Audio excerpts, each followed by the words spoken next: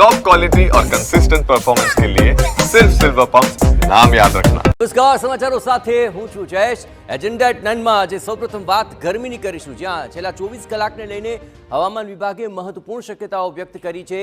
રાજ્યમાં હજુ 24 કલાક રહેશે આકરી ગરમીનો પ્રકોપ, પણ 24 કલાક માટે અનેક શહેરોમાં ગરમીનું યલો એલર્ટ જાહેર કરી દેવાયું છે।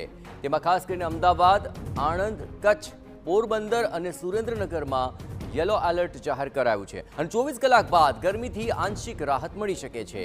વેસ્ટર્ન ડિસ્ટર્બન્સથી તાપમાનમાં થશે ઘટાડો, તાપમાનમાં 2 થી 3 ડિગ્રીનો ઘટાડો નોંધાશે।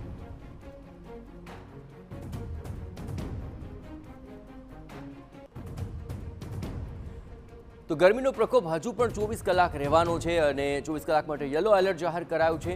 અહીં ગુજરાતના અલગ અલગ જિલ્લાઓને લઈને આખરે આ એલર્ટ જાહેર કરી દેવામાં આવ્યું છે। અનેક શહેરમાં જો કે ગરમીનું આ યલો એલર્ટ છે, જેમાં અમદાવાદ, આણંદ, કચ્છનો પણ સમાવેશ થઈ જાય છે।